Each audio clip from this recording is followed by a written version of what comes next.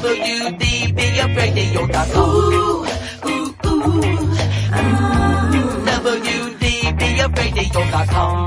WDBFradio.com. I grab my fishing pole and cast it in the water. I fish until dawn. Oh my, I caught a shark. I'm fishing in Florida where the sun shines all day.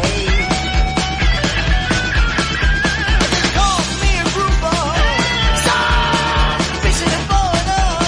Oh yeah. It's the Fish Florida Show with your host, Riscala Stevens, bringing the outdoors to you every Sunday morning, 8 to 10 a.m. on the WDBF Radio Network. And now, your host, Riscala Stevens. Well, a very good morning to you out there. It is, it is an unusual morning for me. My body is telling me that it's not what time it is.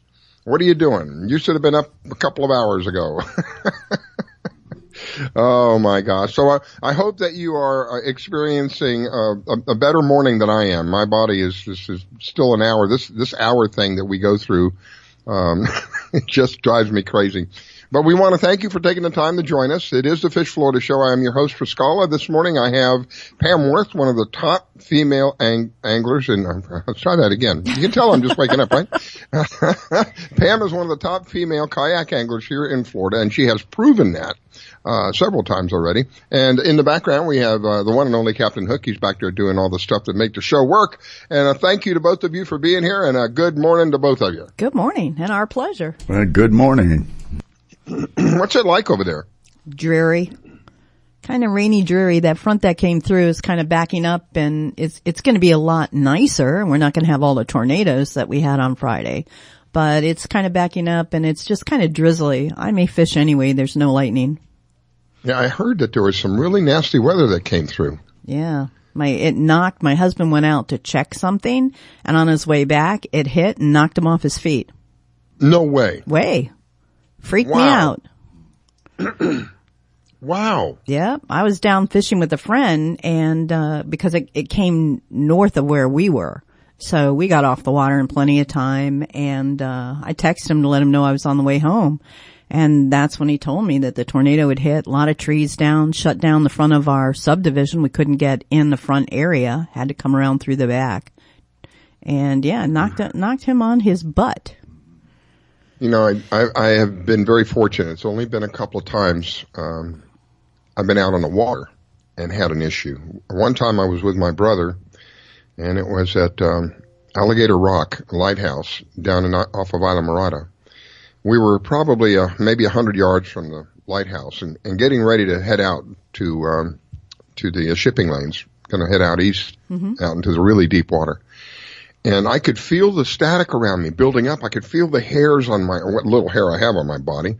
I could feel them standing up. I could feel static building up. And I looked at my brother and I said, "Do you feel that?" And he goes, "Yeah, it feels weird." I go, "We need to get out of here." I am not kidding you. We pulled the lines up because we were doing some shallow reef fishing, looking for snappers and some groupers. We pulled the lines up, got the car started, got the boat started, put it in gear, just began to move, and lightning hit the lighthouse. And it was the loudest. It was so fast and so quick. All you heard was a crack. And with an immediate bang right after that. Crack, bang. Wow. Unlike anything I'd ever experienced before. And the other experience I had was we were coming in from, again, in Isla Mirada. That was one of my favorite places to fish. Coming into to the dock, and a storm built up on shore. So we had to go back out and wait for the storm to let up because it was pretty nasty. There was a lot of lightning. I don't mind the rain, but the lightning gets to me. I don't like being around with the lightnings going on. Yep, I agree with you. So I'm sorry. No, that's okay. We've got disturbed weather north of us here. It looks like around Sebastian Vero Beach, in that area, we've got a lot of heavy weather that is slowly making its way, kind of a northeasterly pattern, but some of it is up off the shore. So if you're going to go fishing out in those areas, please be aware. We got some really heavy showers up in that area. But down here near West Palm Beach Gardens, Boynton Beach, we're relatively clear. A couple of showers here and there, but relatively clear. We're at about 81 degrees, so we're already starting to get back into the hot. Enjoyed a couple of days this last week where I walked out in the morning and it was crisp and cool. Did you get a taste of that? Oh yeah, it was very, very nice. A little breezy, but yeah, nice and cool. We've got really light winds, about 8 miles an hour. Looking at the radar, and it's going to be a great day for us here in this area. Over on the West Coast, might be a little different story. You got some stuff going on offshore there, but I don't know if it's going to be moving in anytime soon. Yeah, they're telling us right along the shore area we should be okay. It's going to be just barely offshore and more toward, I'm hoping, Lakeland and stuff like that. Because I am going to wet a line right after this show. Die hard. Yep. It's in her blood, ladies and gentlemen. Yeah. I should have fished yesterday. I thought it was going to be too windy, but so I cleaned house. Ugh, I have to get back out on the water. Some people count sheep when they go to sleep. Pam counts fish jumping in the water. He's a diehard. I am. Well, so have you been fishing this last week? Yeah, I went out Friday, south, and it was beautiful. All the fish are starting to move back in, with the red tide starting to alleviate, and had lost two of my favorite lures to monster snook because I was really targeting redfish, so I didn't have a heavy leader on. But I just had a blast. We must have got 25 snook in different areas as we were yakking. Yeah. Nice, wow. Some nice trout also. So the lures, I'm curious now, you lost two lures. I know from experience of talking to you about this, top side lures, were they lures for the top of the water or down the bottom, in the middle of the water, down the bottom? It was, it's a new lure made by Miradyne, and they call it their scale pattern. And it looks like either they have a couple colors. One looks like a pinfish, and the other one looks what we call like a greenback. And I was using the greenback one because the water was a little murky and it had a little flash to it. And I want to tell you, the fish just went after it. And the other one I like is Uzuri, has what they call a minnow, and it has a little tiny lip on it. And I was using the smallest one. And because of the lip, it goes down maybe about a foot and a half. Because of the lip, it really kind of goes side to side, so it has a lot of flash to it. So those were my two favorites, and I lost one of each of them yesterday. Doggone it! I know, I kind of said the fudge word. I had a buddy in a bayou right next to me, and I just hear him start laughing. I go, "That was a monster snook. You should have seen its bucket mouth." Yeah, it is. Well, that's part of going fishing. That's what makes it exciting. There's no guarantees that just because you hook something, you're going to bring it up. Right. The other thing is, I have people that come in the shop probably at least once a week and asking for like non-corrosive hooks. And we keep trying to tell them that they just don't make them anymore, because you do want a hook that if you don't rinse it and it stays in salt water, that it will deteriorate. So it can come back out of the fish's mouth if, you get a break off, and it usually does that within a couple days. Really? That quickly? Yeah. Between the fish moving and pulling on it, they'll come off. They'll break off. I mean, I've caught fish that had jigs in them. Basically, it's grouper. But, the hooks come out fairly quickly, or go through the system fairly quickly. I don't know why, but I always thought it took some time. I wasn't aware that it could. That's great. A couple of days is great. Well, to totally deteriorate, yes, it does take probably a couple weeks, but at least you get enough where it'll come back out. I'm sure the fish is happy. Look, new piercing. Oh, Lord have mercy. All right. Well, it's a special morning. I can tell you that. We're still trying to figure out what we're doing. Suffering from this jumping back an hour and going forward an hour. Of course, it's the time of the season when we jump back an hour, and then we get to look forward to, I think it's around Easter time, we'll jump forward an hour and we'll get all messed up, again. So we'll deal with it. We'll work with it. We're resilient, I guess is the word that I'm looking for. So, well, my first guest is here. It looks like he's ready to roll. And Robert with Florida Fisherman Magazine. Good morning, Robert. Welcome to the Fish Florida Show. Good morning, and yes, we have to cut our evening fishing a little short now, so we're going to lose an hour of daylight, so get out there earlier. There you It's go. going to get dark at like 5:30. Yeah, 5:36 today to be exact. Yep. So Oh my gosh! I just got done looking at it. So get out there a little early. You know, you can't stay out till 7:30, 8 o'clock anymore, guys. So you got to have to come in early. So get out there earlier. It would be really nice if there are a just lot of leave fish alone. being caught. I don't know if you've been looking around, but there are a big grouper coming in on both coasts, and the big bull redfish have arrived up in the northern part of the state. Laura Thompson and her husband Sean sent in a bunch of pictures. They definitely found the big redfish. But a lot of good fishing going on, so get out there earlier so you don't have to stay out in the dark and get eaten by mosquitoes, which are still here. Yeah. Oh my gosh. I was- Louisiana has mosquitoes that are big enough to come down, pick you up, and take you away. It's funny. Louisiana? You know, people complain about the mosquitoes in the South. I was fishing in the summer in Minnesota, and I swear to you, I have never seen mosquitoes this size. They look like pterodactyls coming after you. You can hear them way before you see them. You know, Oh, my goodness. But I guess their season is very short with them, so they grow quickly, I guess, up there. But they are huge. Yeah. Unbelievable. I think one of the worst places I've ever been during the peak of mosquito season was trying to fish off of a bridge down in the Keys. They literally were getting ready to fly away. I'm not kidding you. I no sooner than I set my bucket down and got ready to cast, there were so many of them all over me. I literally picked my bucket up and ran back to the car. They were just, it was unbelievable. I'd never seen anything like Yeah, that. if you're anywhere near the mangroves in the summer, you're done. So Yeah. We used you're What just do you a do food about that? supply.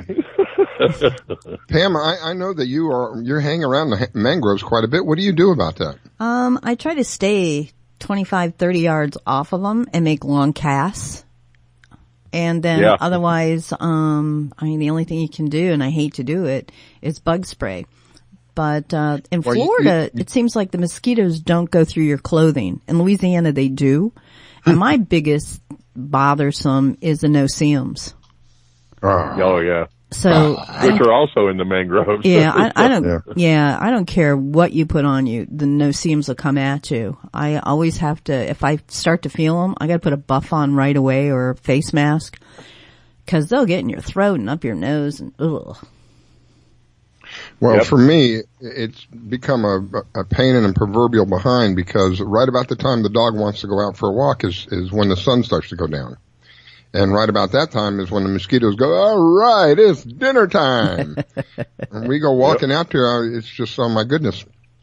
So I'm thinking of Nothing I better was to thinking see of- than a huge swarm of dragonflies. So, Yeah, Yeah. exactly. And swallowtails. Don't touch those birds. Yep. Feed them. Don't hurt the dragonflies. Yeah. So what else is being caught your area? Now you're up by the well, lagoon? this last little cold front seemed to have pushed some sailfish down. I got 3 sailfish pictures in yesterday. Nice. So it's apparently that one little cold front we had was enough to start pushing them down at least. And Jack Carlson from Marathon sent me some pictures this morning of some huge dolphin he caught. Wow. These are, not little schoolies. These are 30 and 40 pounders that he caught this morning. So that's a good sign.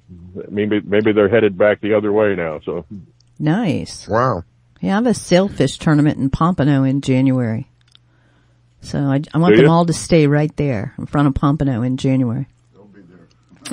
yeah, that's a great little fishing spot. I grew up in that town and I fished that inlet so many times when I was a kid. My God. Yeah. We Any caught other a guy tournaments? named John Trudell, I think he is now the recreations manager for Lighthouse Point in that area. Nice. He and I went fishing off of those docks one morning, and all the charter boats were going out, and our parents dropped us off there, and we fished the inlet and under the bridge and all that all day, and they were going to come pick us up later. We were still there when the fishing boats came back in, and we had a stringer. We must have had 30 snapper, Oh my goodness. pompano, all sorts of stuff on this stringer, and the guys from the charter boats are looking at those 2 little kids with a stringer full of fish going, well, hell, we should have stayed with them. How about the guys who paid the guys in the charter boats? What do you think they were thinking? Yeah, I know. That's what Gravy. I meant. They were looking at us like we should have stayed with these guys. Why did I buy all this time on this boat? I could have sat on the shore and done better. Yeah, we had snook, we had pompano and snapper, and we had a great day. Nice. Yeah, summers on that inlet are phenomenal. So, but yeah, you'll do great out of there. I caught my first sailfish out of that inlet. Me too. About 1 mile directly off the end of the Pompano Pier is where I caught my first sailfish. That's so funny. Wow. That's almost the location where I caught my first sailfish, and it pulled me down all the way. We call it the steeple, the church in Lighthouse Point. Yeah, It pulled me all the way there before I landed. the big pink church. Yep. It pulled me all that I grew up far right down before the I street landed. from the it. big pink church. Yeah. So. Now you brought something up that I thought about, and I don't think I've ever asked you about before, Pam. You've hooked into a fish, and the fish is giving you a ride. A sleigh ride.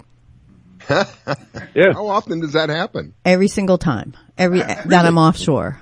Kind of, Wow. except for tuna. Tuna like to sound. But anytime you get the pelagic, either kingfish or the sailfish, I set my drag fairly lightly because I don't want to pull the hook out, and just let them tire down a bit before I can bring them in. And that first sailfish was a monster. It took 45 minutes for her to calm down. But Wow. the boat, we did revive her nicely. The boat spent like 15 minutes making sure that they held her nose and trolled her, so she was revived before they let her go again. Oh, so that one wasn't, That's a you good weren't thing. in a kayak on that one. I was in a kayak. Oh, you were? Okay. Yeah, that's the picture you Had have. a boat following. Yeah, we had a help boat. Oh, I see. I And see. Okay. that's the guy who took the photo. He jumped in and took the photos, and they come with the help boat or the photographer's boat. Okay. 'Cause So I'm- that must be a kind of an unusual feeling here. You've hooked into something that is so big that it can actually start pulling the vessel that you're in as you're fishing. I can get a redfish to pull my vessel. Really? Yeah. We're skimming the water. I find it almost easier to land them because you're not, I don't know, say you're not fighting as hard, but I think they get more tired because they're dragging you around.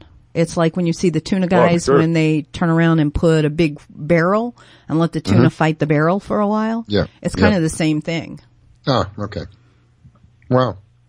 To me, that would be an unusual feeling to be in a boat or a vessel of some sort that is of a size that lends itself to the point where you hook a fish and the fish begins to drag you around. That would be kind of, Yeah. I think it'd be pretty There's cool. a couple videos out there of people in kayaks fighting Goliath groupers, which looks like it doesn't work out real well. But, Yeah, that's not just smart. from the videos I've seen, it doesn't look like that's the thing to do, but I have seen them. So. That's a good way to flip. Like I said, I question somebody's sanity. I've seen a couple of videos, and one guy was near a bridge, and he was in a kayak. Yep. And the fish that he pulled up was just a monster, an absolute monster. I don't know how he didn't flip over. yeah, light drag. That's a mistake a lot of offshore people do for their first time out, is they want to turn around and tighten that drag. And if the fish sounds, which means goes straight down, your tendency is to hold on to that rod really tightly. And if you're doing that and the fish goes straight down, it pulls you to the Not good. side You're and going over you over. go. Yep. Yeah. You're rolling over. You got Yeah, it. you just can't tighten the drag down on groupers, loosen the drag on groupers. They just put you in the rock. So, yeah, I don't think groupers are the way to go. At least big groupers in a kayak doesn't sound like a good thing because you do No. have to tighten the drag down Yeah, I went out to and keep got them out of some. the rocks. Yeah, I went and got some gags in my kayak, and that was fun. But they averaged 24 to 27 inches. That's all I was targeting, and that in Are itself. you on the West Coast? Yes, sir. In Tampa Bay, Yeah, in fairly shallow water. 30 feet. Yeah. Wow. That's we're fishing for grouper in 150 feet of water Right. down in the Keys. So Yeah, it's a different story. It's a different story. Yep. But Well, we the are up fishing has against. been excellent, and looks like it's coming to be a good winter season. So How do we reach you if somebody wants to submit a photo? they just send anything they need for the magazine. They can send articles, videos, pictures, whatever, to Pages at flfishmag.com. And you can there's find an Robert ad running right now Facebook on as well. our Facebook page, because it is time to send the stuff in. We will start working on the magazine probably around the 15th. So anybody that's sending stuff in for the next issue, it's time to send it. So. Well, thank you, Robert. Greatly appreciate it, my friend. I wish you a wonderful day. What's going to be made of it today? It's not going to be one of those really warm days. It looks like, but it's already starting out that we're already up into the 80s, if you can believe that. Now we got some rain, so we're good. So we're going to cool off in a little while. All right, my friend. God bless you. Thank you for calling in. Always a pleasure to have you on, ladies and gentlemen. Please don't go away. It's the Fish Florida Show. You're listening to the Fish Florida Show with your host, Riskella. Don't go away. We'll be right back. Do you own a laser printer, copier, or a fax? Well then, listen close to this announcement. Laser Technologies has been providing high-quality, frustration-free toner cartridges that are guaranteed not to harm your equipment for over 20 years. Laser Technologies will save you on your supplies with high quality and fast delivery. Savings up to 50%. Laser Technologies supplies toner, imaging drums, developer and cartridges for most of the major brands. For a price quote, send an email to service@laser-technologies.com. Include your printer make and model for your part number. Call us at 561-792-9600. That's 561-792-9600. Laser Technologies, providing 100% of the quality at a fraction of the price. 561-792-9600. Que Pasa Mexican Cantina is where friends and neighbors come to connect, share, and celebrate one another in a festive, casual atmosphere. Offering rich, robust flavors of authentic Mexican cuisine, we use only the freshest, finest ingredients. We chop and dice, season and blend, and then cook everything we serve to perfection. One thing that makes Mexican food even better is one of our delicious Best of the Bay margaritas. Our signature series of margarita flavors range from our sweet and fruity mango and strawberry to our hot and juicy jalapeno margarita. Having a busy meeting or getting together and looking for Mexican food? Try our Fast Fax form. It's an easy, fast way to order your favorite Mexican food. We have special platters and layouts for any occasion. The form is super easy to fill out, fax, email, or just call it in. Whether it's here in the restaurant, in your home or office, at Que Pasa we celebrate bringing people together. Que Pasa Mexican Cantina, 10478 Roosevelt Boulevard, North Street in the Gateway Shopping Center, 727-330-3663 in St. Petersburg. Hi folks, I'm Roger from Rogers Gotcha Motoring. If you need a local auto repair shop, Rogers Gotcha Motoring will take care of all of your automotive repair needs. If you need something as simple as an oil change or as complex as an engine overhaul, I have the latest in technology and the knowledge to get the job done right. We've been servicing Pinellas County since 1994 and are conveniently located at 3700 5th Avenue North in St. Petersburg, Florida. If you need service, call now at 727-327-1830 or visit my website at www.rogersgotchamotoring.com or like my Facebook page at Rogers Gotcha Motoring for a complete list of all of our services. No answer. So come on over to Rogers, that's me, and get your car service today. And don't forget to shop and support local business. Call now to book your appointment at 727-327-1830. That's 727-327-1830, or swing on by. I grab my fishing pole and cast it in the water. I fish until dawn. Oh my, I caught a shark. I'm fishing and blowing on. When the sun shines all day, it calls me a grouper. So I'm fishing and blowing on.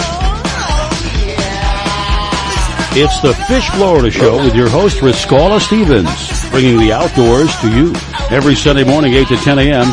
on the WDBF Radio Network. And now, your host, Riskalla Stevens. On the show, we have been discussing the the wonderful idea of going back an hour, going forward an hour, and what that does to your body. My body still thinks that I'm at 9 o'clock right now, or 9:20, and my body feels one way and my mind feels another. So trying to get with the program here. Anyway, good morning to you. Thank you for joining us. This morning I have the one and only Pam Worth with me as my co-host. Pam is one of the top female kayak anglers here in Florida. Good morning, Miss Pam. Good morning, sir. Glad to join you. It's always a pleasure to have you on. You bring a unique perspective to the table, to the fishing table, if you will. And then back there in the background, kind of silent right now, not saying a whole lot, is Captain Hook. He's back there taking care of the production and making sure everything's working. Thank you, Captain Hook. Yeah, my pleasure. And my next guest, I believe, is on the line, is Mitchell Roffer. Is he on the line with us? Yes, he is. He is. Hey, good morning, sir. Good morning. I had asked you to come back on, Mitchell. For those who are not familiar with what Mitchell does, tell us a little bit about what you do, Mitchell, before we get into it. Well, my interest is in fisheries oceanography and looking at habitats, but recently I've been more focused on water quality in the state of Florida. I spent the last 40 years doing research on fish habitats, using particularly satellites and other oceanographic information to monitor fish habitats and conditions that affect the catch of fish, the recruitment, and the management. So recently, unfortunately, I've had to focus on hazardous algae blooms and water quality in the state of Florida, which has dominated my time for at least for the last month, because as it spread to the east coast of Florida, we've been monitoring from satellite from day to day to see how it's moving around and seeing how many different species of fish that it's been killing. You know, I want to thank you for what you do. We need more people like this that they keep their eyes peeled, if you will. And they're paying close attention to what's going on with regard to our water. Mitchell also happens to be and correct me if I'm mistaken, but he also happens to be a marine biologist. Is that correct? That's correct. I received my PhD from the University of Miami Rosenstiel School down in Miami many years ago. So, in your opinion, and I see this happening now more and more on the East Coast. So, you know, you've been on the show with me before, and we discussed what was pretty much what was going on the West Coast. But now we're looking and seeing more and more occurring on the East Coast. What can you contribute that to?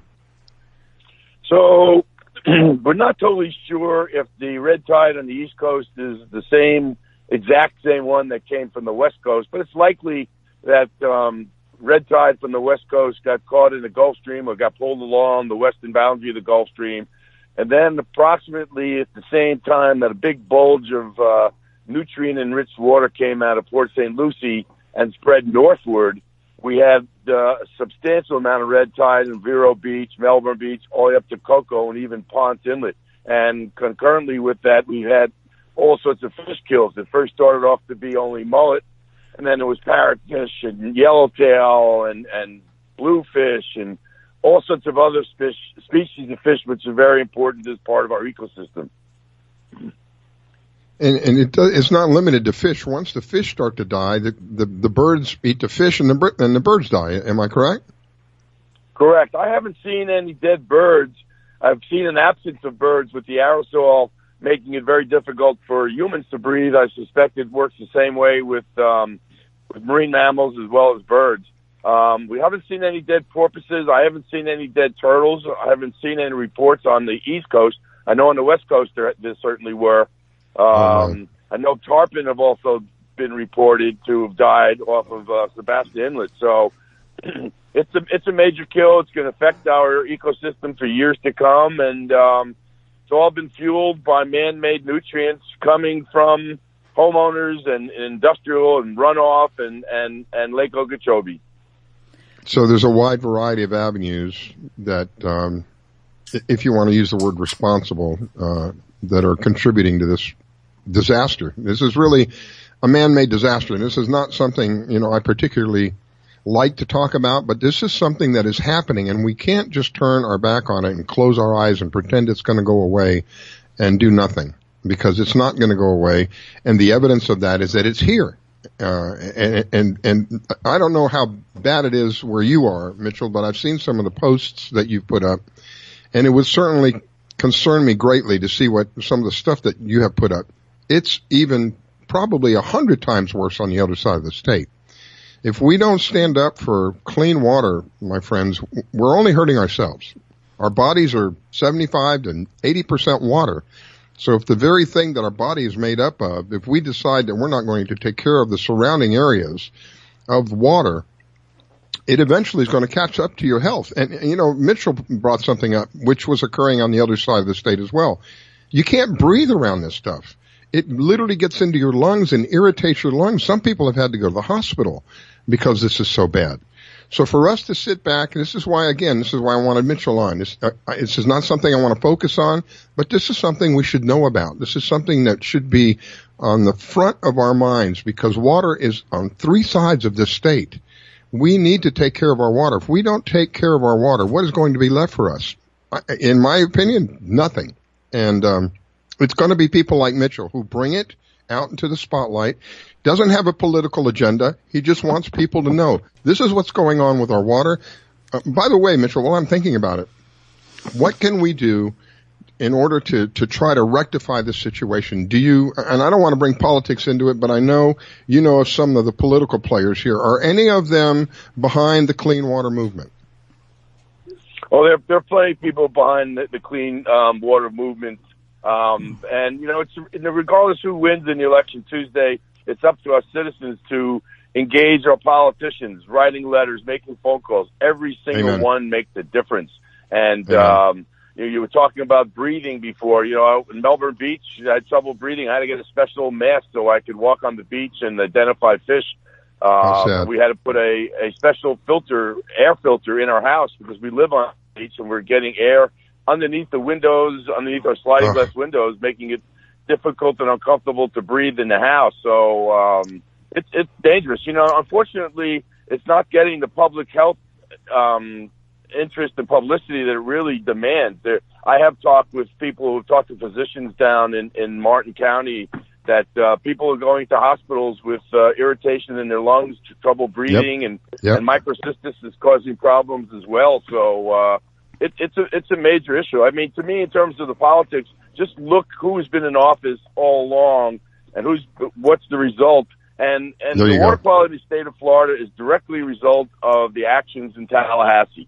Some of the stuff out of Lake Okeechobee is a national event. It goes as high as the president. It's the Army Corps of Engineers and the misguided nature of that organization for the last 20 and 30 years. But 50. If you're thinking about people who to vote for, who not to vote for come the election, just look who's been in office, and I think you should be able to make a quick decision. I tell people, if you're happy with the red tide and you're happy with all the fish kills, then continue to vote for the people who are in office. If not, then change something. That's how I feel. And I've been voting strictly on the basis of clean water and clean air and healthy ecosystems, and not on political party. Well, the thing that I like that you brought up is most people think it's one industry that's creating 100% of the problem.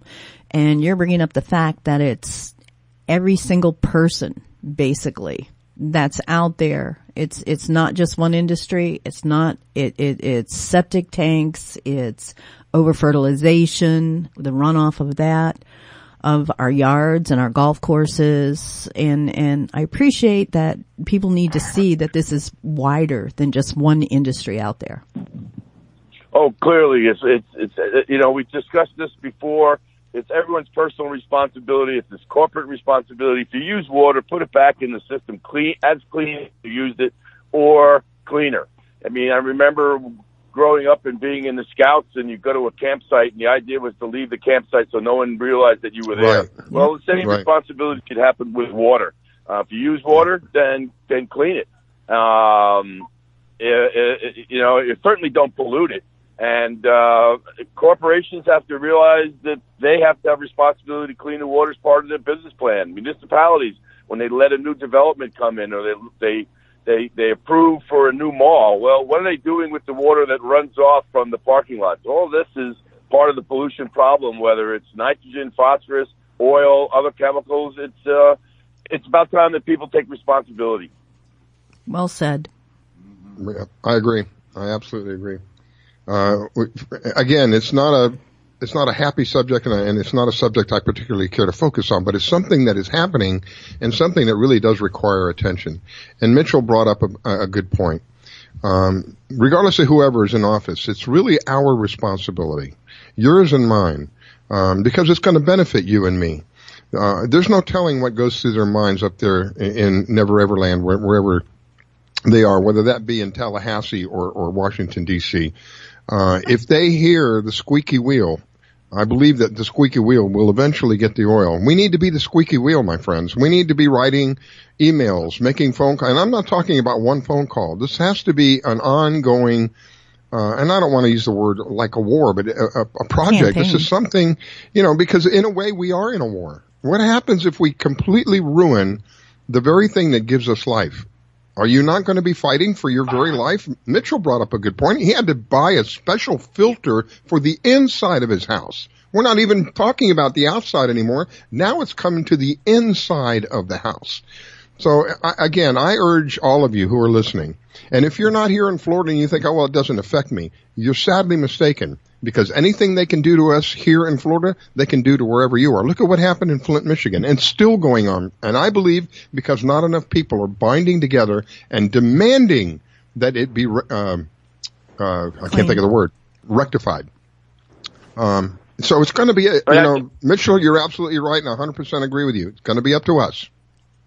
It is, and just on the news last night that I saw in Michigan that they're selling water to a bottling company, it happens to be Nestle, giving away hundreds of thousands of gallons a day for a minimum amount of price, not even considering what's happening with the ecosystem there and the water. We need this water. It's not just going away and disappearing into the ocean.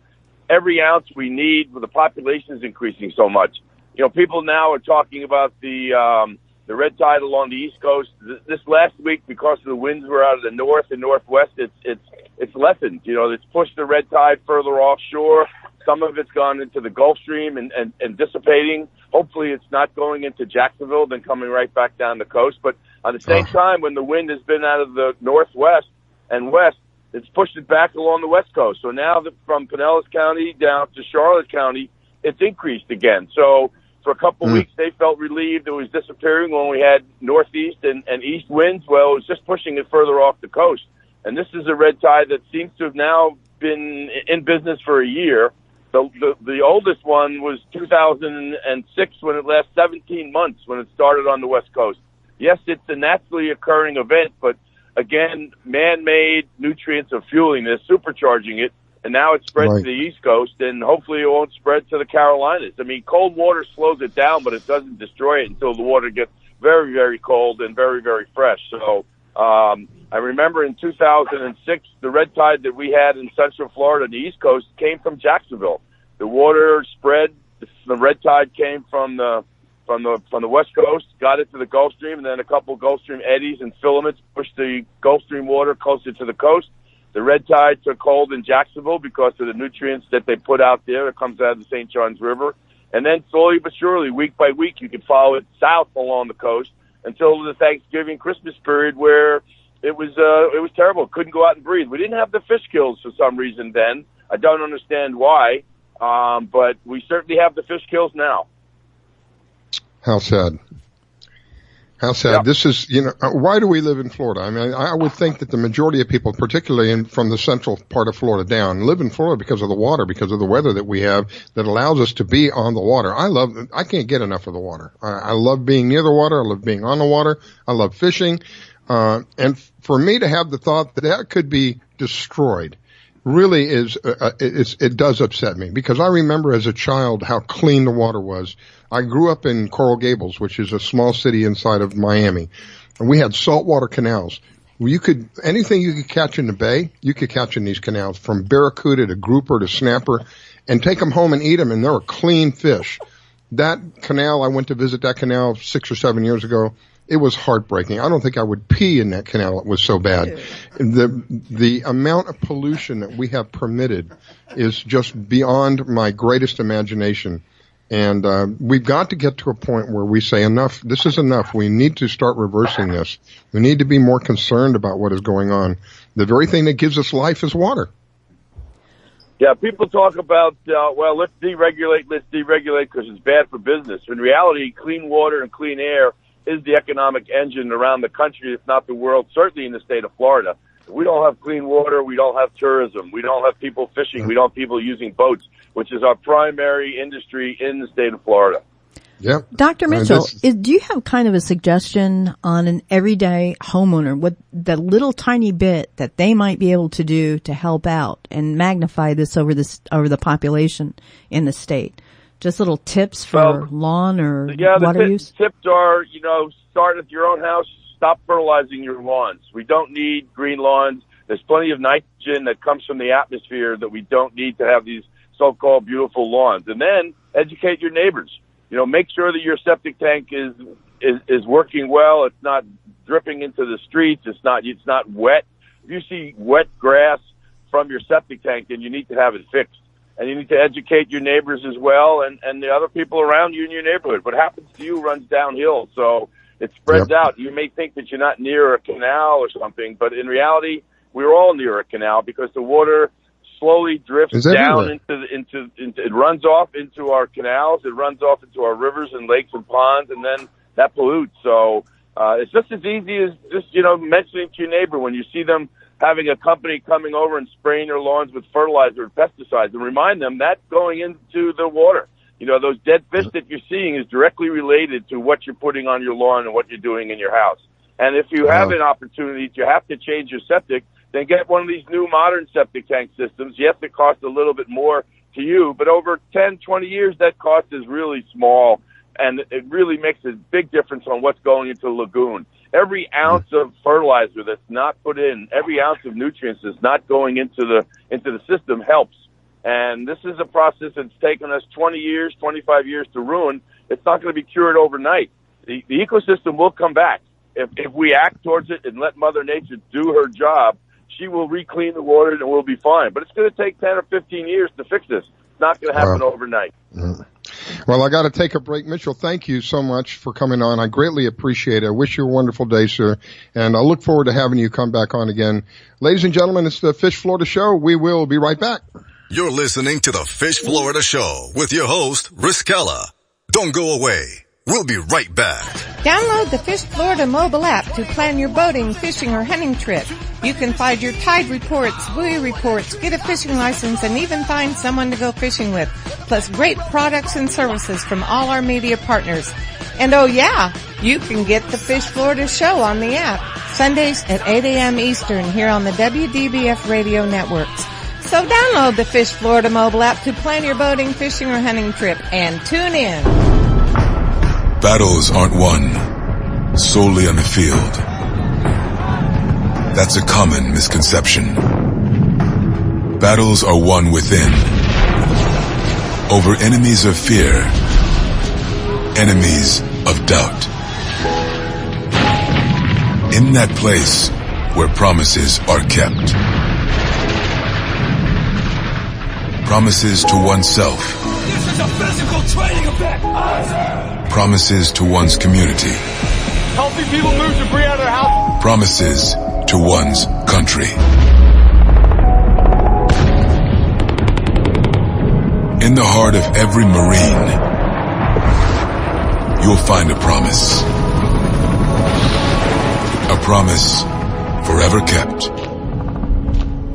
A promise of battles won. Today, my new dad and I shot off a rocket in the park. Today, my new son and I failed to shoot off a rocket. He knew exactly what to do. I had no clue what I was doing. We set up the rocket. Hit ignition. And then nothing. Ha ha ha ha.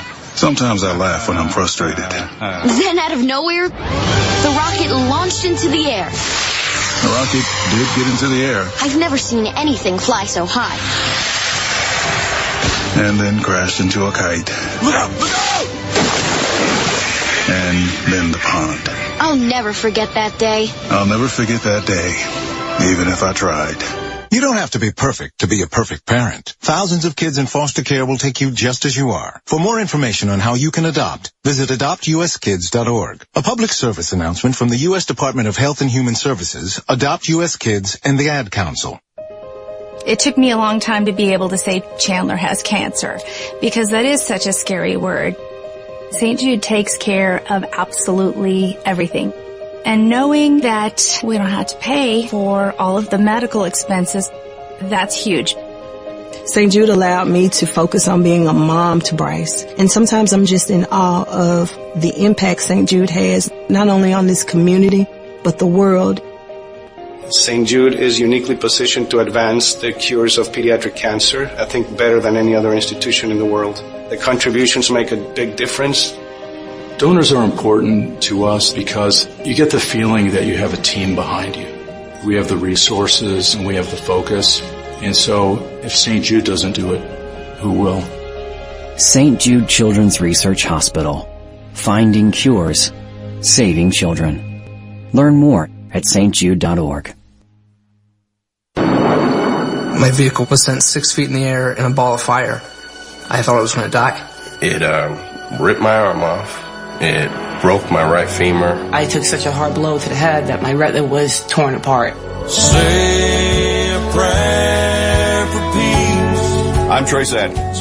I want to tell you about these true American heroes and how you can show your thanks by helping them through Wounded Warrior Project. They've reached out to us as a family, and they never forgot about us. The job of helping thousands of our wounded warriors rebuild their lives is massive and growing every day. That's why your gift of just $19 a month is so important. Many of these service members suffer traumatic brain injury and post-traumatic stress disorder.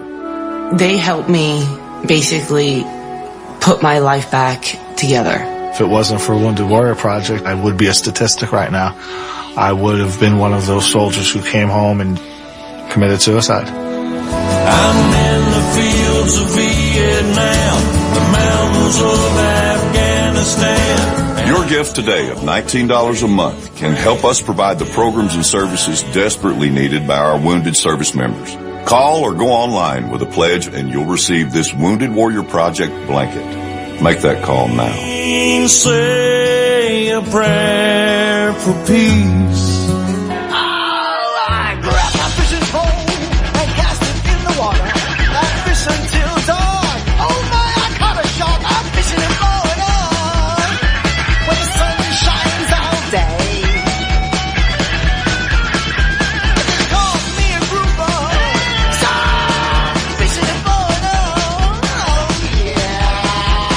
It's the Fish Florida Show with your host, Riscala Stevens, bringing the outdoors to you every Sunday morning, 8 to 10 a.m. on the WDBF Radio Network. And now, your host, Riscala Stevens. Well, a very good morning to you if you're just joining. It has been an exciting morning for me, at least. I'm trying to figure out, my body is going one way, my mind's going another. This idea of going back an hour and expecting everything to just work smoothly. In my life, it's not that way. It's been a little bit on the confusing side this morning, but I'm happy to have you here listening with us. It's always an honor and a privilege, and I mean that, to have you tune in and listen to the Fish Florida Show. This morning I have Pam Worth. She's one of the top female kayak anglers with me. Good morning, Miss Pam. Good morning, sir. Thank you for inviting me. It's always a pleasure. And in the background we have the one and only Captain Hook. He's back there making sure everything's working. Yeah, that's right. We're still at it. So, Captain Hook, have you been fishing this last week? Yeah, we fished all week. I've been over on the East Coast in the Edgewater area, and the bite had slowed down a little bit, but I was happy to see that all the small fish were doing pretty well, like the mangrove snappers, the grunts. Everything was like, it was like a baby nursery, and all the fish were kind of small, but they were plentiful and they were all over the place. But as the weather started to change toward the end of the week, the bite kind of fell off. So I think it was just a 1 or 2 day deal there, and because we had a low pressure area coming through, and then the bite seems to slow up just a bit there. So I take it you took the boat out fishing? No, Nope. I was just fishing right off the dock. We have a 150-foot dock that goes out into the intercoastal over there. So it's like you're sitting on a boat. But now we were working on the boat all week, and normal take care of a boat, break out another 1,000. Oh, do I remember those days? My goodness. That's why I like my kayak. Yeah, now that I'm thinking about it, I know when I had a boat, it was a constant job to keep everything maintained. How is that with a kayak? I would imagine it's not quite as severe with a kayak. Nope. After I use it, I always rinse it down, kind of wipe it down. About once a month, I think it's called 309. It's a protectant, UVC protectant. And then about once every other month, I take my pedal system down to Bill Jackson's and just make sure that everything's in good working order and it's lubed and greased and everything, all the seals are sound. And that's it. I mean, there's really zero maintenance. So it's little to none with regard, again, more and more I'm kind of liking the idea of having a kayak. I'm just concerned that if I catch something, the thing will pull me over. Nah, we'll go out. We'll start you slow. We'll start, in fresh water and then, move up to some small snook and some redfish. You'll probably give me a pin hook and have Captain me go Hook says swimming pool. Oh my. The kayaks today are very, very stable. I mean, they're made for different reasons. There's kayaks that are made definitely to go through the surf. They're long and narrow. And then you have the kayaks that are made for speed, again, long and narrow. And you have the fishing kayaks that are a little broader and a lot more stable. And like I said, I'm no young chicken, and I can stand up in mine, all day long if I wanted to. I like the idea because I think back that when I was younger, when I was growing up, what we would do is we would literally take a tackle box and a fishing rod and a bucket. We wouldn't take any bait with us. We'd go down to the canals and there was a variety of ways we could catch bait fish and then use the bait fish for bait. It's kind of an independent kind of feeling. That's what I envision in my mind, having set up kind of like yours. It's not so heavy that you couldn't drag it on the sand, for example, down the beach and put it in the water. Right. And then you have your own power. So you don't have to rely on a battery or gasoline or anything like that. It's your own body is the power. All right. So you're not, again, it's a very kind of an independent, that's what I like about the idea of this thing. It's kind of, you're not relying on, an electric motor or a gasoline motor. You're not relying on, oh my gosh, I got to get it to a point where I can get the trailer down to a point so I can get the boat off. It's something that is, like halfway there, so to speak. Yeah, you can make it as simple or as complicated as you want. A friend of mine, he's called Yak Rat, Bobby. He kite fishes. So he's kite fishes off a Hobie. He'll come with, his full electronics. He probably has 6 or 7 rods that are out there and the kite. On a kayak? Yeah, he kite fishes off the kayak. I mean, he's a very talented young man. He's at UCF. And then you have people that just no rod holders. They have a paddle and one rod and a couple lures and some hooks, and they'll go out. So you can go to either extreme on how complicated you want your kayak to be. So it's very, very personal. No idea. Mm-hmm. Wow. And yeah, mine, the nice thing about it is if I see a spot that looks interesting, because I play on Google Maps all day long, and I'll just pull over the side of the road, launch the kayak, and I'm gone. To me, that's great. That's, again, you're not worried about, I remember the days when I had my Wellcraft, and it wasn't a big boat, but it wasn't a small boat by any imagination. But I had to worry about where could I put the boat in, and be concerned with the kind of ramp, because some of the ramps that were down there in the Keys were treacherous.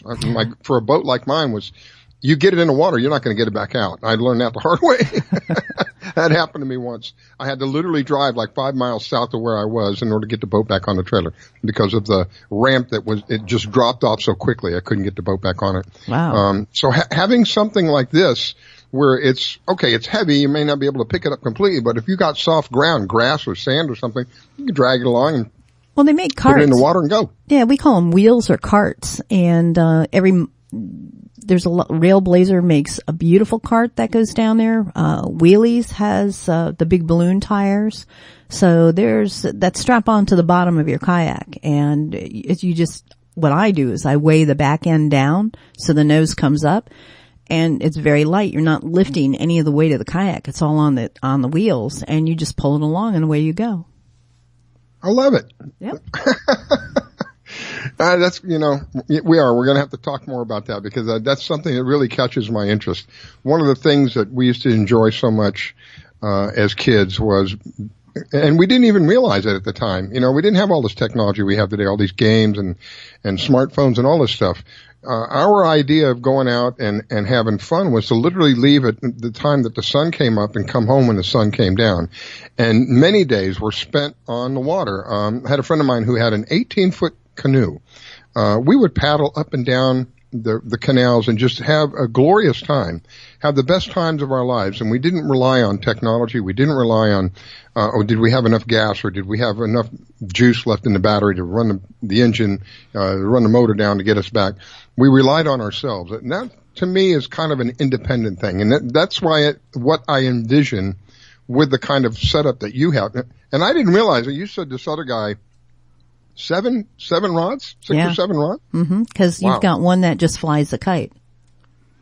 Wow. Yeah, I had no idea it could be so sophisticated. To me, again, I'm ignorant. I don't know much about kayaks. Whatever I know, I've gotten from you. You should have seen my face when I saw it. Talk about naive. I'm like, Bobby, what the heck are you doing? It looked like he was going to go out there and launch, the 4th of July or something with all these rod holders. God bless. He's a very talented angler. Very talented. He fishes a lot of the Banana River now. If you can have the opportunity, get a picture. I'd like to see that setup. Okay. Now, does he pedal or does he use a motor? He's got a, Hobie. So it's a pedal system with the fins. Mm-hmm.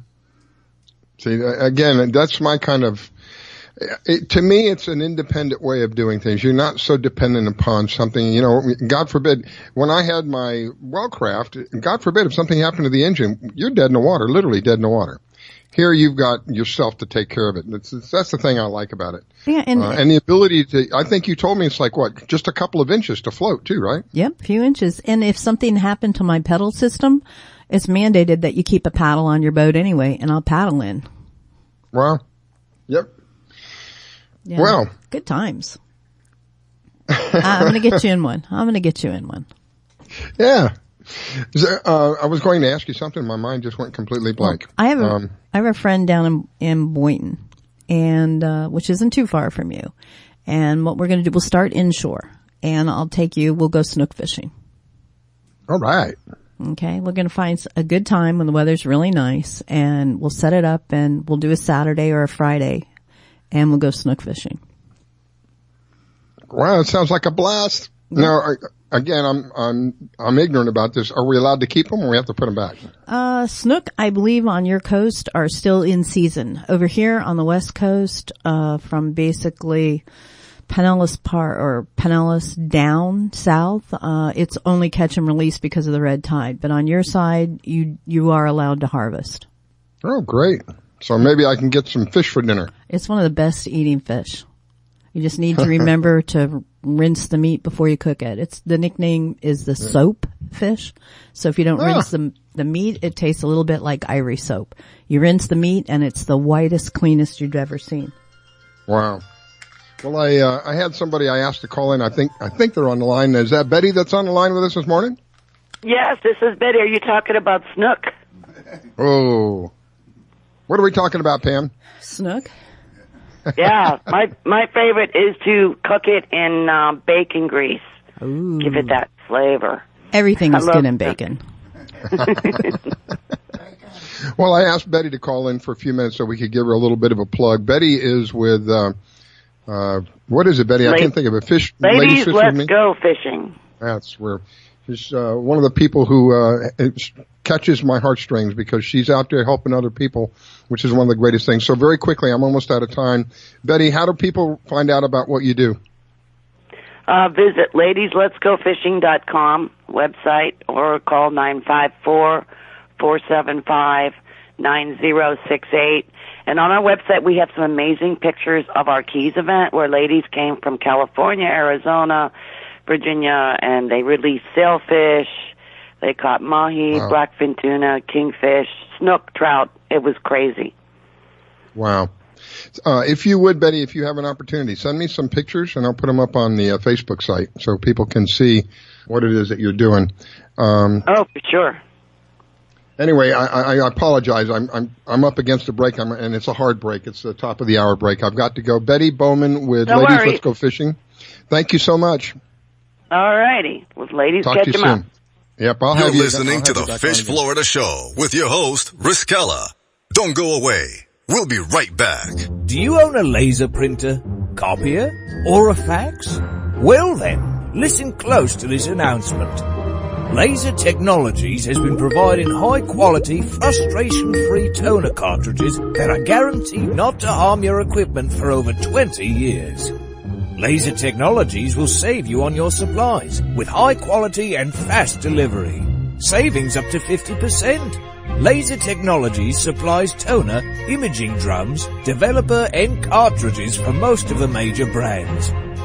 For a price quote, send an email to service@laser-technologies.com. Include your printer make and model for your part number. Call us at 561-792-9600. That's 561-792-9600. Laser Technologies, providing 100% of the quality at a fraction of the price. 561-792-9600. Hi folks, I'm Roger from Rogers Gotcha Motoring. If you need a local auto repair shop, Rogers Gotcha Motoring will take care of all of your automotive repair needs. If you need something as simple as an oil change or as complex as an engine overhaul, I have the latest in technology and the knowledge to get the job done right. We've been servicing Pinellas County since 1994 and are conveniently located at 3700 5th Avenue North in St. Petersburg, Florida. If you need service, call now at 727-327-1830 or visit my website at www.rogersgotchamotoring.com or like my Facebook page at Rogers Gotcha Motoring for a complete list of all of our services. So come on over to Rogers, that's me, and get your car service today. And don't forget to shop and support local business. Call now to book your appointment at 727-327-1830. That's 727-327-1830, or swing on by.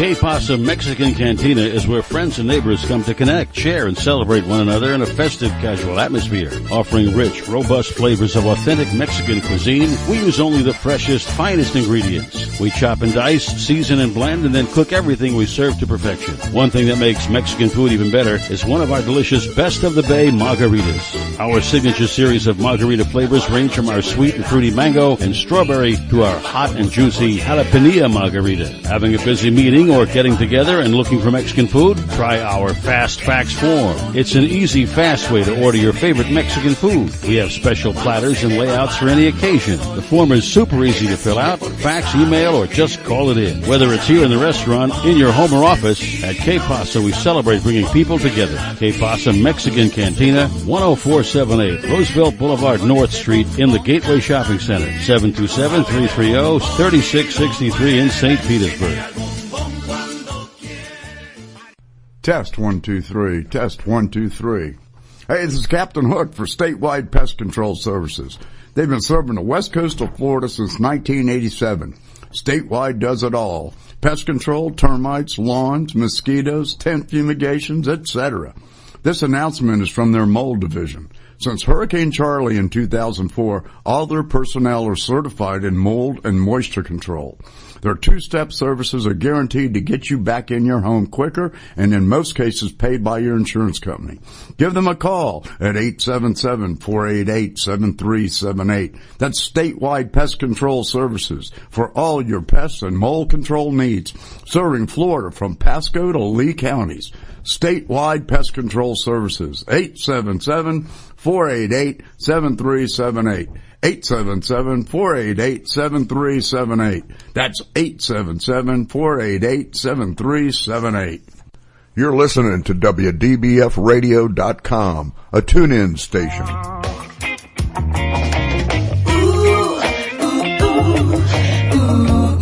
WDBFradio.com.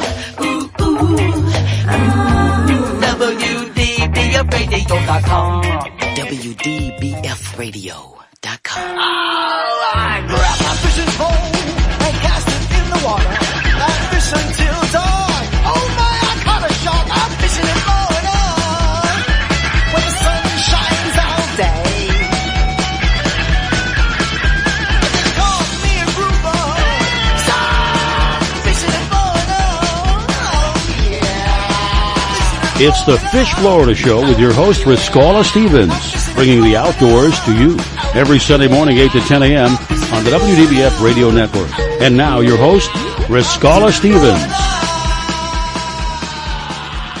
Back, it is the Fish Florida Show. We've already completed an hour. It has gone by so quickly. It seems to be the case when we're having fun. But if you're just joining us, you can always find whatever you've missed. Later on in the afternoon, we do replay the show at 3 p.m.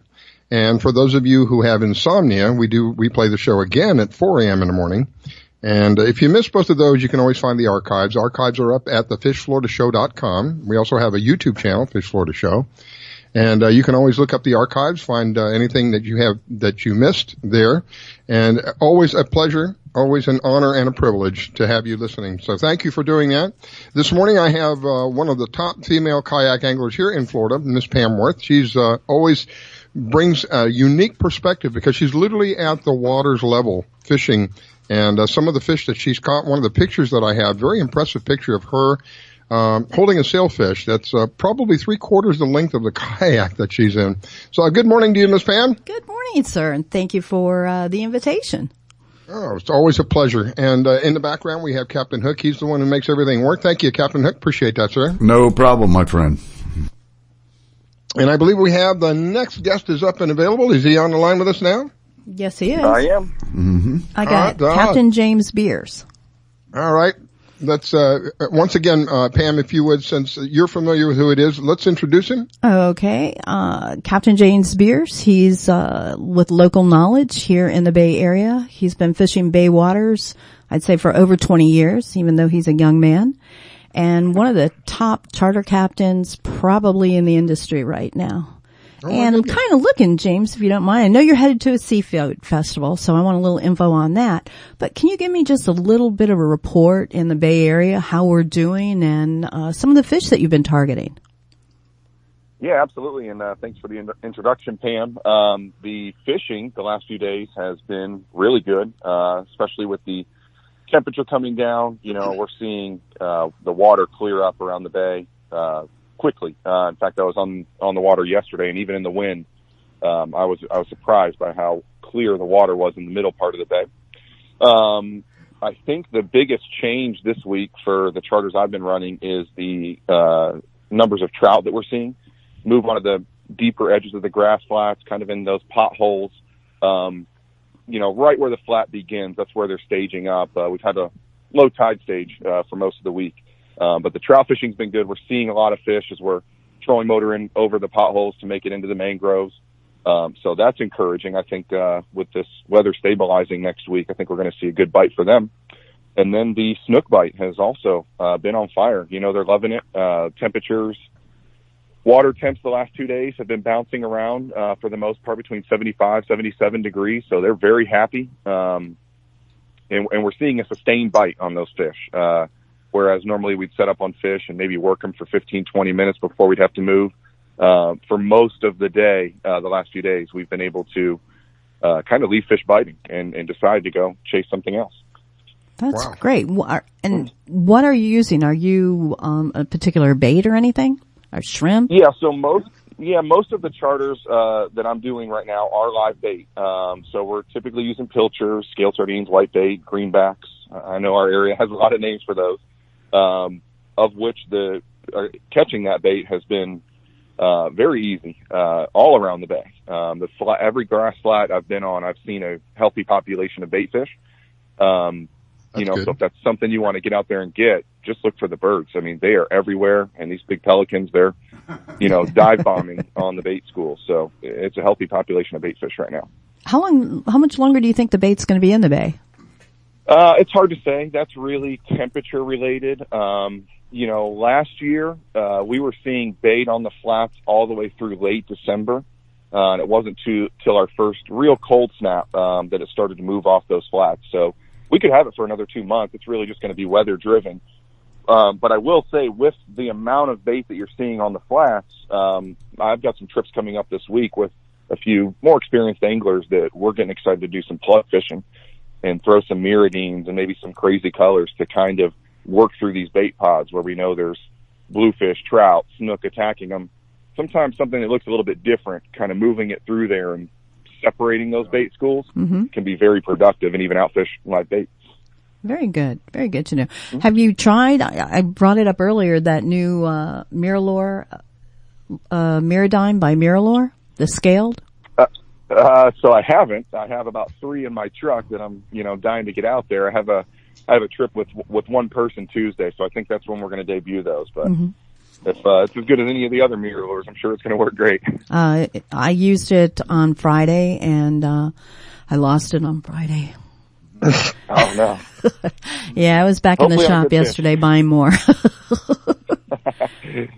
So, yeah, they look incredible. Yeah, what seafood festival are you headed to? And sorry for interrupting your family plans. Yeah, I'm off today. So down in Ruskin, there's it's an annual seafood festival out of Simmons Park.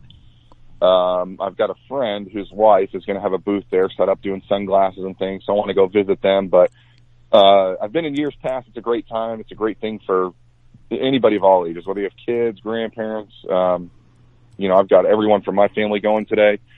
Lots of seafood, lots of shrimp, and plenty of other activities and local businesses represented out there. Excellent. And if somebody had more questions than we have time today, how do they reach you, Captain? Well, my business name is Local Knowledge Fishing Adventures, and I'm Captain James Beers. My website is localknowledgefishing.com. But if you want to go the old-fashioned way and just give me a call on the phone, it's 813-625-2067. Could you say that number one more time, please? Yeah, 813-625-2067. Cool.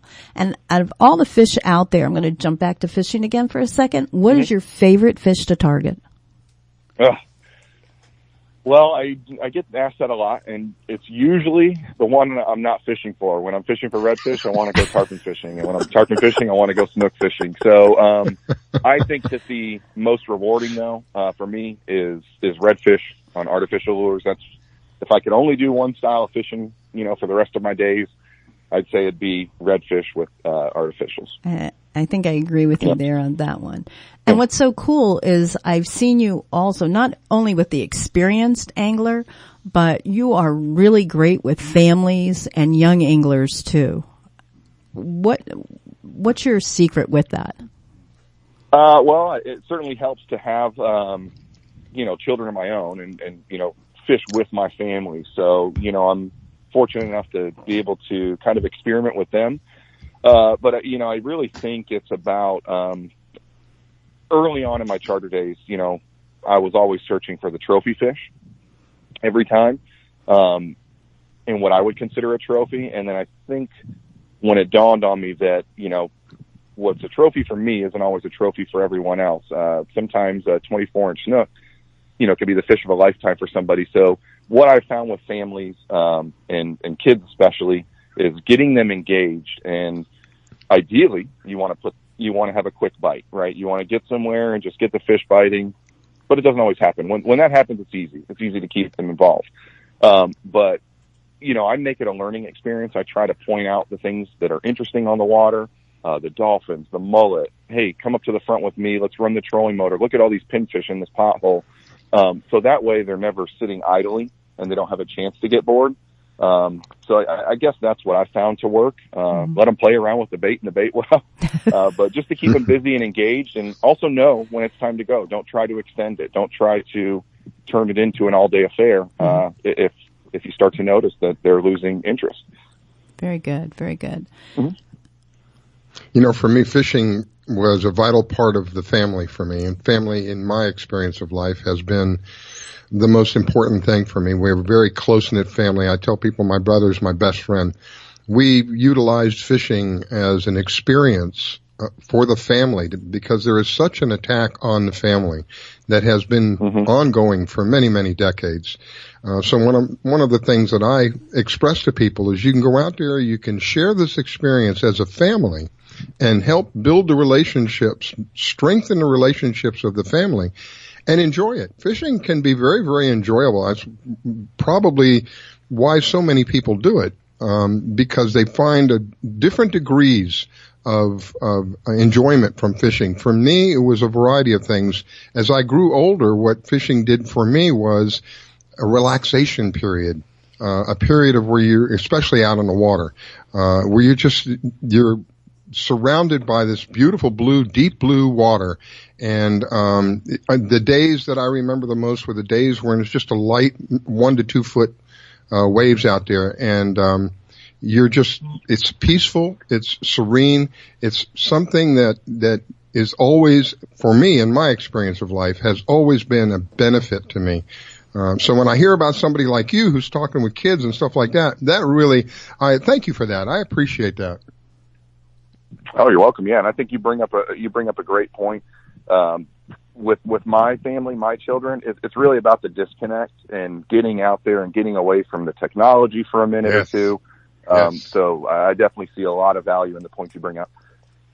Yes, it's and building the relationship. You're strengthening your relationship, because it doesn't require really a rocket scientist to see what an attack there is on the family unit itself here in this country. Families are being forced, for whatever, a myriad of reasons, to be pushed apart. We need all the help we can to build that glue, to build those bonds, to hold us together. This country was built on the backs of families. It wasn't built on the backs of broken families. It was built on the backs of families, and particularly families who had their own small businesses. This is one of my passions. I'm a small business owner. My family spent so much time doing fishing, which my mom enjoyed it, my dad enjoyed it, I loved it, my brother loved it. My friends, I have one friend who I'm still in contact with that I literally grew up with, and one of the things he told me that he was so inspired about our family is that without fail on Sundays we would do something. 90% of the time it would be go fishing, and we would take him with us and he would have a blast. Yeah. James, you have some great photos on your Instagram of your son, your kids, and other youth anglers. So I'm just impressed on how well you take care of them and your goal of making sure that, number one, they're all having a good time. And I fished with you, and I have thoroughly enjoyed it. Your boat is amazing. Well, thank you. Yeah. Well, if you want, send me some pictures. Yeah. Pam, you can give him my email address. I think you have my email address. And give him my email address and have him send some pictures. We'll put it up on the Facebook page and let people see what some of the stuff that he's done. Absolutely. Excellent. Yeah, I'd love to. Okay. Well, I'll catch you on Monday and we'll get that done. And I want to take the opportunity while I'm thinking about it, because my memory is like the pits. Thank you for stepping up to the plate literally at the last moment. Mike Simcoe was to be on with us this morning, but he sent me a text at 6 o'clock in the morning. I've got an offer to go out, and I've got to go. It's one of those things where, it's you do or you don't, and if you don't, you're in a lot of trouble. So he's out, I think he's kite fishing this morning. We'll probably find out sometime next week what the results were. So thank you for doing that, Captain. I appreciate it. Yeah, absolutely. You're welcome, and it was definitely an honor to be on. So thank you. Thanks, James. Give my best to your family. Tell your wife we're sorry for the interruption. It's all good. I'm going to load them up now. We're going to head to the seafood festival. Awesome. Now, James, I know this is kind of unusual for you this morning. Are you typically available Sunday mornings if we ask you to come back on? Yeah, I can. Yeah, I can be. I limit myself to the half-day charters on Sundays. I definitely want to be home in the afternoon. So yes, I typically am available. for half-day trips. Great. Well, I'll get a hold of you. I'll get all the info from Pam, and we'll have you back on. I enjoy having people like you on the show because my focus with this show is family-oriented. We want to be able to have families find that unique experience, and when you share the same experience together, it does something about the relationship. It helps build, in my experience, it helps build that relationship, and that's something that we need today. Absolutely. Couldn't agree more. Well, thank you, Captain. I appreciate it, sir. Wish you a wonderful day, and God bless you. All right, likewise. Thanks, everyone. You're listening to the Fish Florida Show with your host, Riskella. Don't go away. We'll be right back. Download the Fish Florida mobile app to plan your boating, fishing, or hunting trip. You can find your tide reports, buoy reports, get a fishing license, and even find someone to go fishing with. Plus great products and services from all our media partners. And oh yeah, you can get the Fish Florida Show on the app. Sundays at 8 a.m. Eastern here on the WDBF radio networks. So download the Fish Florida mobile app to plan your boating, fishing, or hunting trip and tune in. Battles aren't won solely on the field. That's a common misconception. Battles are won within. Over enemies of fear, enemies of doubt. In that place where promises are kept. Promises to oneself. This is a physical training event. Promises to one's community. Healthy people move debris out of their house. Promises to one's country. In the heart of every Marine,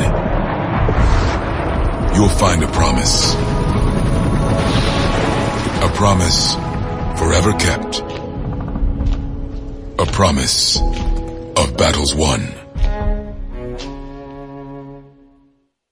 Today, my new dad and I shot off a rocket in the park. Today, my new son and I failed to shoot off a rocket. He knew exactly what to do. I had no clue what I was doing.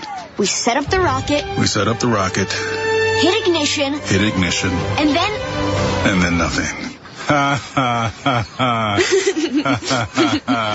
Sometimes I laugh when I'm frustrated. Then out of nowhere, the rocket launched into the air. The rocket did get into the air. I've never seen anything fly so high. And then crashed into a kite. Look out! Look out! And then the pond. I'll never forget that day. I'll never forget that day, even if I tried. You don't have to be perfect to be a perfect parent. Thousands of kids in foster care will take you just as you are. For more information on how you can adopt, visit adoptuskids.org. A public service announcement from the U.S. Department of Health and Human Services, Adopt U.S. Kids, and the Ad Council. It took me a long time to be able to say Chandler has cancer, because that is such a scary word. St. Jude takes care of absolutely everything. And knowing that we don't have to pay for all of the medical expenses, that's huge. St. Jude allowed me to focus on being a mom to Bryce. And sometimes I'm just in awe of the impact St. Jude has, not only on this community, but the world. St. Jude is uniquely positioned to advance the cures of pediatric cancer, I think better than any other institution in the world. The contributions make a big difference. Donors are important to us because you get the feeling that you have a team behind you. We have the resources and we have the focus. And so if St. Jude doesn't do it, who will? St. Jude Children's Research Hospital. Finding cures. Saving children. Learn more at stjude.org. My vehicle was sent 6 feet in the air in a ball of fire. I thought I was going to die. It ripped my arm off. It broke my right femur. I took such a hard blow to the head that my retina was torn apart. Say a prayer for peace. I'm Trace Adkins. I want to tell you about these true American heroes and how you can show your thanks by helping them through Wounded Warrior Project. They've reached out to us as a family, and they never forgot about us. The job of helping thousands of our wounded warriors rebuild their lives is massive and growing every day. That's why your gift of just $19 a month is so important. Many of these service members suffer traumatic brain injury and post-traumatic stress disorder. They helped me basically put my life back together. If it wasn't for Wounded Warrior Project, I would be a statistic right now. I would have been one of those soldiers who came home and committed suicide. I'm in the fields of Vietnam, the mountains of Afghanistan. Your gift today of $19 a month can help us provide the programs and services desperately needed by our wounded service members. Call or go online with a pledge and you'll receive this Wounded Warrior Project blanket. Make that call now. Say a prayer for peace. I grab my fishing pole and cast it in the water. I fish until dawn. Oh my, I caught a shark. I'm fishing and blowing on when the sun shines all day. It calls me a grouper. Stop fishing and blowing on. Oh yeah. It's the Fish Florida Show with your host, Riscala Stevens, bringing the outdoors to you every Sunday morning, 8 to 10 a.m. on the WDBF Radio Network. And now, your host, Riscala Stevens. Okay, we are back. It is the Fish Florida Show, and it's an honor and a privilege to have you listen in. And I want to make sure that I give a thank you to the LNM Network, who carries our show for us in the morning. And while we are live, if you are in an area for whatever reason you're not able to listen to us on the internet, you can actually make a phone call. But only while we're live. You can actually make a phone call and listen to the show. The number's 701-719-9704. Again, that is thank you to the LNM Network. They provide that for me. I greatly appreciate it. And this morning I have Pam Worth, who is one of the top female kayak anglers with me. Good morning, Miss Pam. Good morning, sir. Thank you for having me on. And of course we have back there in the background doing all the work to make sure everything goes smoothly is Captain Hook. There you go. And do we have somebody on the line? I thought I heard the line ringing. We do. We have Captain Rick Sutherland on the line with us today. Oh, Rick. Good morning, Rick. How are you? Poor guy's been stuck in the thunderstorms. Riscala. How are you? Pretty good. But Pam was saying, what were you saying, Pam? Oh, the poor guy was stuck in thunderstorms earlier today. Ah, that what happened. Yeah. We had you slotted here for on the water. career. The rain came on, and I was out fishing by myself, and it came down and it came pouring, and I was like, oh my goodness. So I went and I had to get out of shelter. I was hoping it'd die down, but it didn't for a while, and it finally calmed down a little bit now. But yeah, we got a lot of rain today. Wow. Where are you located? I'm in Central Florida. Matter of fact, right now I'm at on the Harris Chain of Lakes there at Lake Dora. Uh-huh. But it's I'm about, looking up the radar. 30 miles outside Orlando. Mm-hmm. Nice, good bass fishing there. Oh yes, I love it. I love it. It is my home lakes. It's where I go all the time. The Harris Chain is phenomenal, and this time of year, it's we just had a cold front this weekend, and so, or a little bit for Florida, it's a cold front, So the bass have actually came out from underneath the cover and have gone a little bit deeper. They're following the bait fish. So anywhere you got current and bait fish, you're going to find the fish right now. They're out from underneath the cover right now. Yeah, I fished that Harris Chain, I think it was like a year ago in January for a kayak tournament. It was the first kayak bass tournament I ever fished. And I did really well. That's a beautiful, beautiful area up there. What's your favorite lure that you're using right now that it's starting to get cooler? Right now, I'm actually I'll either use a Texas rig worm and run a little bit deeper, or a rattle trap. Right now, as we speak today, I went out and used a square bill where where the current was, but there was a little bit of timber.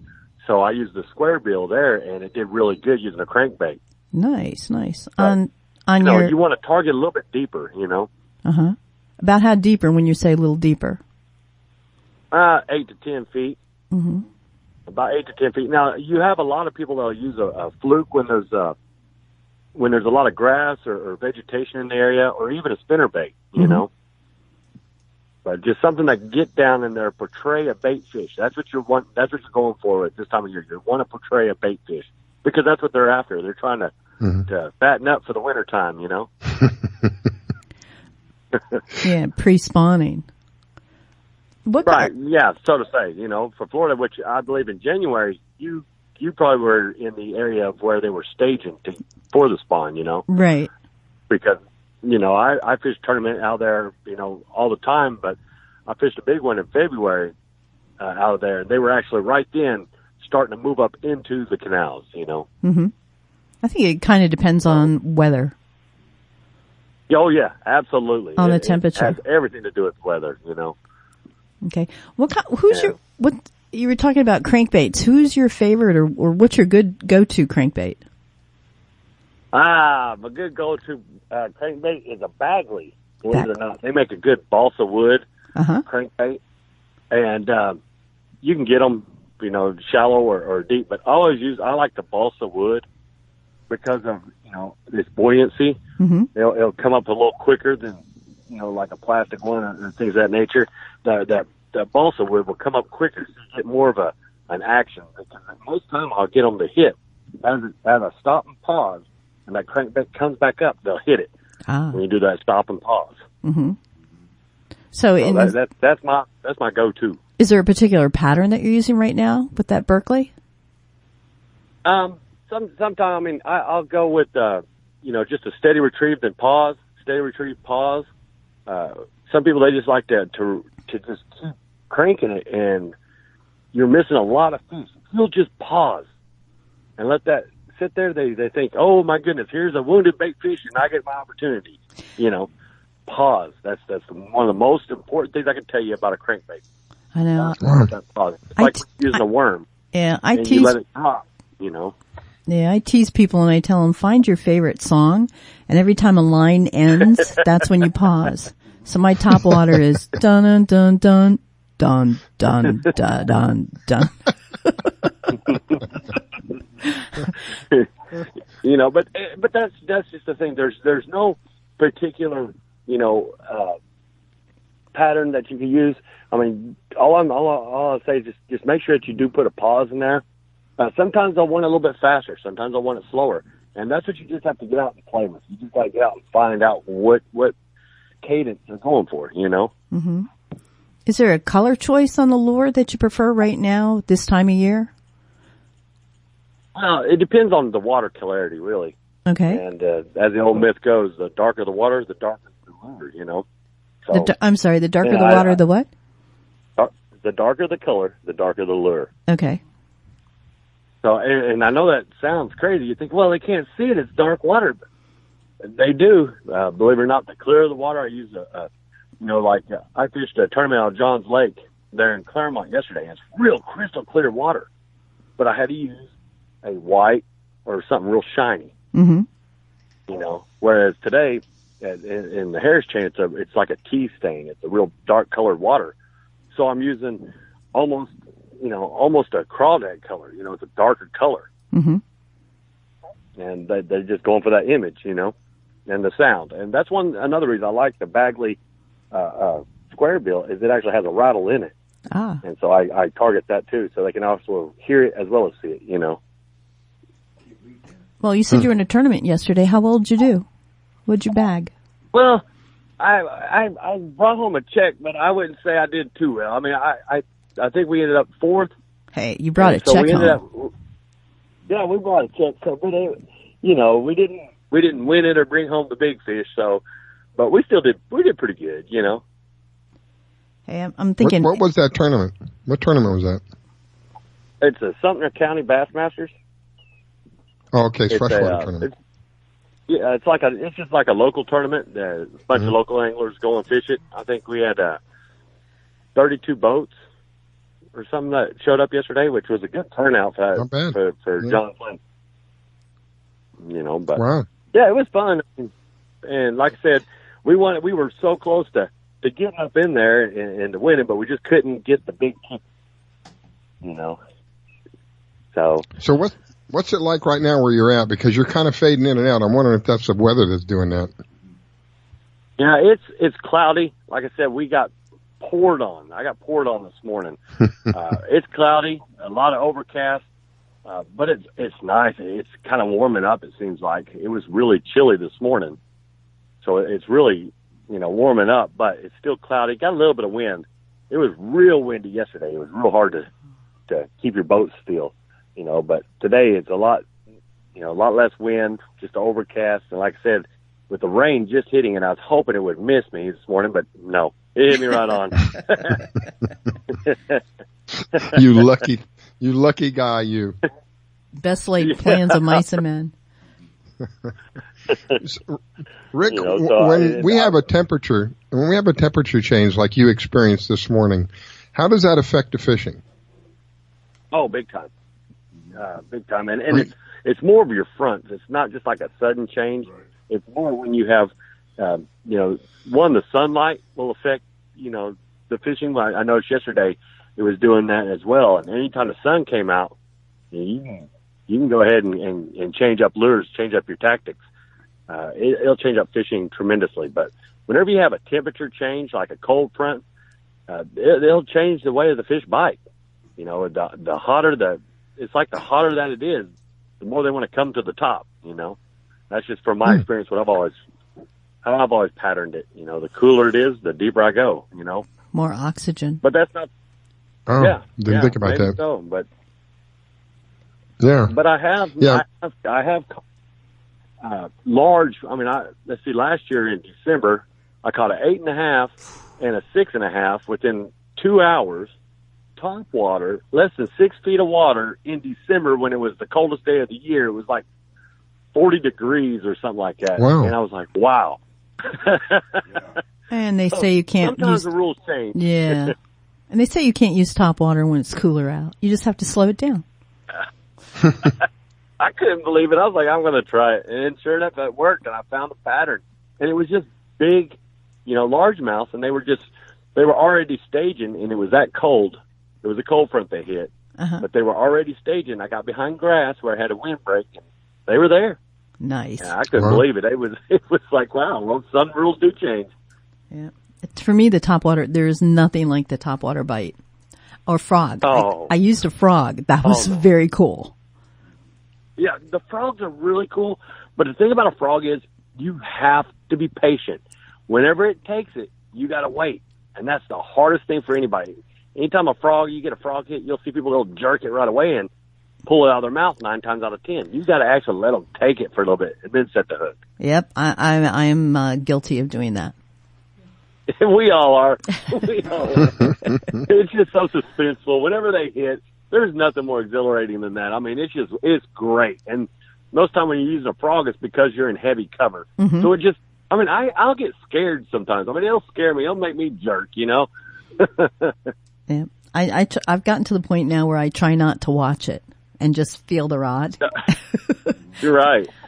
Because that's really, and truthfully, that is the way you're supposed to do it. You're supposed to feel it before you set it. Mm-hmm. But we see it, and immediately that's our natural reaction. It's just and jerk.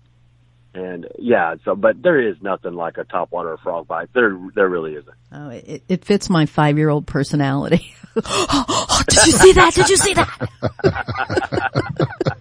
Well, isn't that part of going fishing? It is. It is. I warn people that I fish with that, I'm a 5-year-old. If you haven't fished with me, I'm a 5-year-old. If I'm catching fish, I'm jumping all around. Look at that. Did you see that? Oh yeah. But that's what you do. That's how you keep it fun. Mm-hmm. Probably how you were brought up and learning to fish, and some things like that just never go away, we all still have an inner kid, and if you don't do that, you're not enjoying it, You're supposed to enjoy it. Exactly. Yeah. That's what it's about for me. It's going out there and enjoying it. Pam says she's like a 5-year-old. I can remember there were times that when I was younger and we would fish the canals there in Miami, the saltwater canals. Some seriously big fish because this was right out of the bay. Some seriously big fish would come in there and we'd be jumping up and down. Did you see that? Did you see? Oh my God!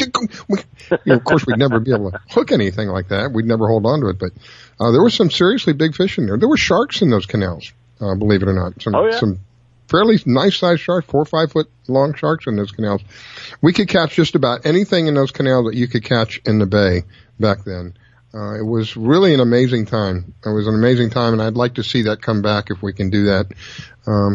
It's always been, for me, it's always, well, I should say most of the time. There have been a few times when we go fishing, you just get frustrated.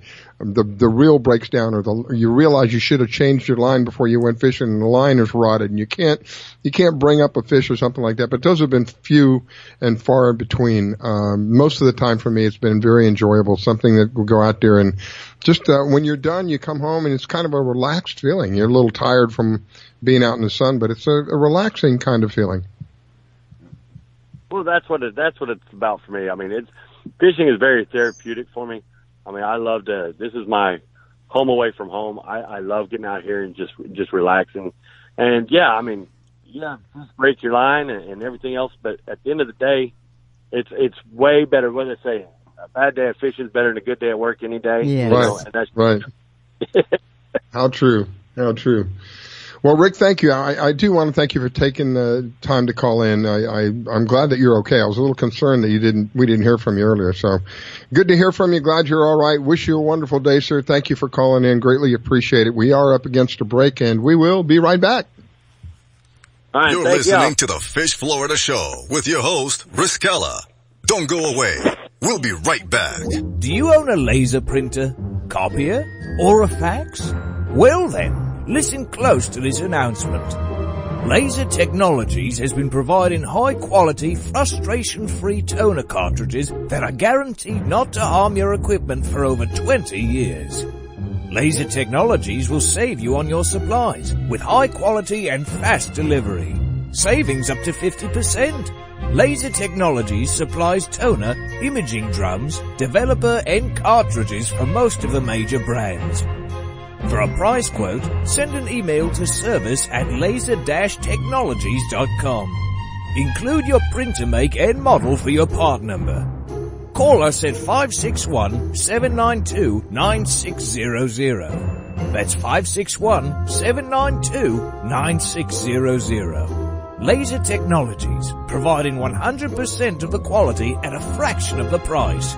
561-792-9600.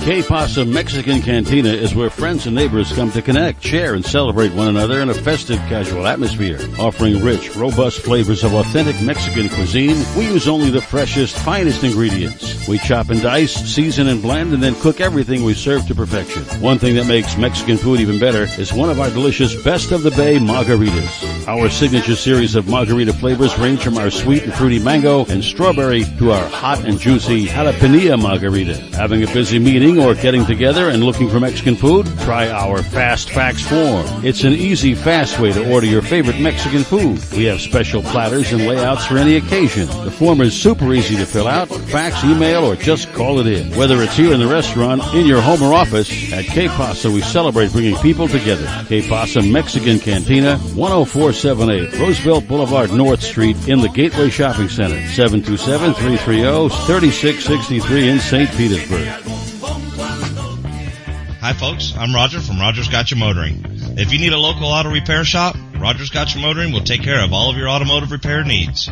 If you need something as simple as an oil change or as complex as an engine overhaul, I have the latest in technology and the knowledge to get the job done right. We've been servicing Pinellas County since 1994 and are conveniently located at 3700 5th Avenue North in St. Petersburg, Florida. If you need service, call now at 727-327-1830 or visit my website at www.rogersgotchamotoring.com or like my Facebook page at Rogers Gotcha Motoring for a complete list of all of our services. So come on over to Rogers, that's me, and get your car service today. And don't forget to shop and support local business. Call now to book your appointment at 727-327-1830. That's 727-327-1830, or swing on by. Grab my fishing pole and cast it in the water. I fish until dawn. Oh my, I caught a shark. I'm fishing and blowing on. When the sun shines all day. They call me a grouper. So I'm fishing and blowing on. Oh yeah. Fishing and It's the Fish Florida Show with your host, Riscala Stevens, bringing the outdoors to you every Sunday morning, 8 to 10 a.m. on the WDBF Radio Network. And now your host, Riscala Stevens. All right, we are back. It is the final segment of the show. Again, if you've missed any of the show, we do archive the shows. We also replay the shows. You will find the show being replayed again at 3 p.m.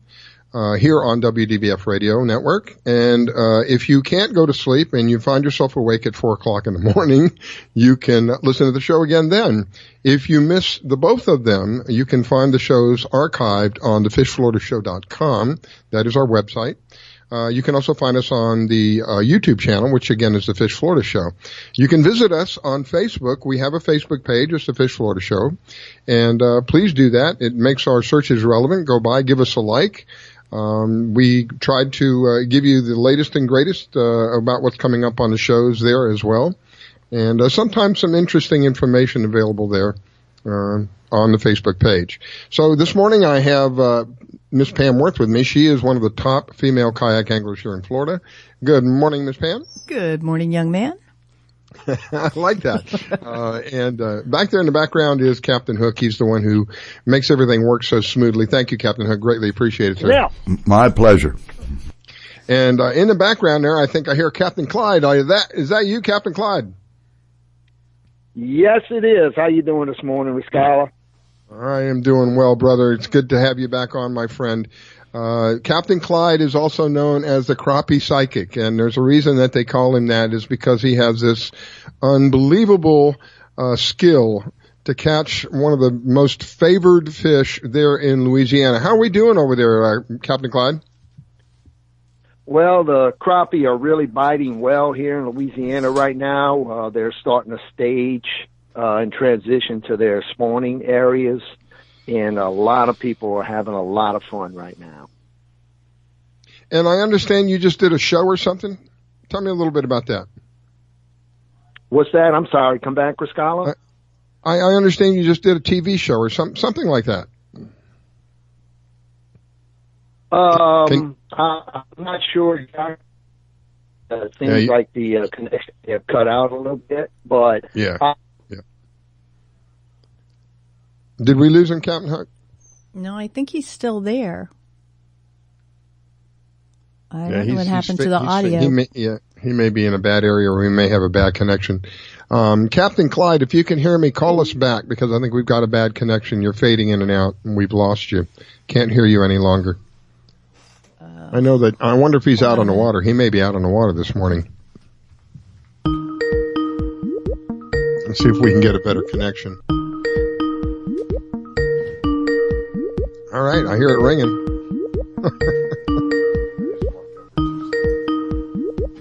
Nope. Looks like we've got him back on. Yeah, but I hear ringing in the background. Yep, that's what I meant. There we go. All right, have we got him back on, Captain Clyde? Yes, I'm back. I don't know. Well, that's much just better. Cut out on us for some reason. That's much better. Yep. Okay, now we can hear you, my friend. Okay. So you said that. I'm sorry. Go ahead. I was just going to say, you said that the crappie are now just starting to stage. Yes, they're transitioning to their spawning areas. So people are really starting to catch them, and it's going to be good now from November through the end of March. It's going to be a really, really hot crappie fishing time here in southern Louisiana. Now, when you say, I'm sorry. Go ahead, Pam. When you say southern Louisiana, whereabouts are you? I am actually 45 miles southwest of New Orleans. Okay. So really, I'm close to the coast. Yeah, but you're easy to get to. I mean, if somebody's looking to do that. Yes, definitely. I'm right off of Highway 90, which is a main highway in southern Louisiana. Mm-hmm. So when you're targeting them, do you have a special bait you like to use? Well, yeah, I use, I'm an artificial bait guy. I have a motto I kind of live by in the last 15 years. I don't use live bait because my motto is I go to catch them, not to feed them. And when I like you're that. That's when you're good. using live bait, now look, those guys catch a lot of fish. There's no doubt. But I'm just not into that because 40% of the time the fish is getting your bait and you're missing the fish, and then you got to put another live bait on and so forth and so on. So I'm strictly artificial. So I like using artificial tube jigs, plastics. Mm-hmm. And then, of course, I always tip it with my scented crappie trailers and my scented crappie ammo, which is a deadly combination. So he has his own line. Ah. And how can... Trailers, I think, is what he called them. Right. So you have the little tube hook and the trailer goes on the end of it, correct? And then you scent that? That is correct. Okay. Yeah, well, it comes scented. All Okay. the trailers are in a package and they're scented already. So you just grab a scented trailer, you put it on right behind your tube jig, and then I like to grab a scented ammo, which is a little BB, and I put that right behind the trailer, which kind of anchors it close to the trailer. I mean, close to the skirt of the tube jig you're using. And how big of a hook is on that tube jig? I like to use a jig head, a 1/16 ounce jig head with a number 2. Okay. Now they do make them with a number 4, but I like a larger hook because I do not like to catch the brim. I like to catch the crappie. There you go. And, you know, brim hang out in the same areas that crappie hang out in. So if you have a smaller hook, the brim are very aggressive and they're going to get hooked. So I like the brim to actually hit at my bait, which is going to grab the attention of the crappie, which are normally staged a little lower in the water. They're normally below the brim. So they'll see the brim hitting at my bait. So they'll come to investigate, and then you'll catch the crappie. If you have a larger hook. If you have a smaller hook, when the brim are messing around with it, you're going to hook the brim. Good point. I was asking you, and forgive me for a second, Pam. I was asking you about the show, Captain Clyde. Were you on some kind of a TV show or a video of some sort? Well, I'm always on TV shows, and I was going to be doing a show there in Florida, in Tampa, but it didn't work out. The guys had boat troubles, and we didn't get to do the show, but I did another one here in Louisiana with Find Your Outdoors, a Mississippi TV show that came to Louisiana, and we didn't actually fish crappie. We fished catfish, and it was an awesome show. It's going to be airing in 2019, and I was able to pair up with Trinity Disabled Outdoors Adventures, and we got to take a very fine young man, Mr. Luke Dickey's, 16-year-old with cerebral palsy, and it was an awesome show, and that's going to be airing in 2019. Yeah, I saw that. I was hoping you were going to say that. I saw that's why I mentioned the shows. Very moving, very, very inspirational. Reaching out to a young man who has disabilities, and you made his day. The smile on that young man's face was from ear to ear. You could see the enthusiasm. Yes, he had an awesome time, and we were able to bring his dad with him, Ben, and they really, really enjoyed themselves, and it put an awesome smile on my face also. That's what it's about. It's about giving back, and in the process of doing that, you receive, right? Isn't it really? Isn't that what happens? You give out, but in the process of you giving, you receive back. Oh, no doubt. The blessings are overflowing. It was very moving. Thank you for doing that. That's the kind of thing we need in the world today. You know, we take fishing, forgive me, we take some things in life for granted. Fishing is something that has been such a blessing for me, and it is always heartwarming to see that other people use it to build relationships, and that's exactly what happened. I'm sure that the father and the son were even closer by the end of the day because they shared that experience together than they did at the beginning of the day. That's very possible. I know they very much enjoyed themselves. The weather was great. The young man caught a lot of fish. I mean, he had a blast, and I had a blast doing it. That's why I say you give, but you receive as well. You're giving of your time, your knowledge, your experience, and in the process of that, you're receiving something that you can't put into a dollar sign, something that is so far beyond a dollar sign. That is a beautiful gift in return for what you've done for him. To me, that's what life is about. I couldn't agree more, Riscala. I couldn't agree more. So let's talk a little bit about what you have. I know you mentioned the trailers. What else do you have?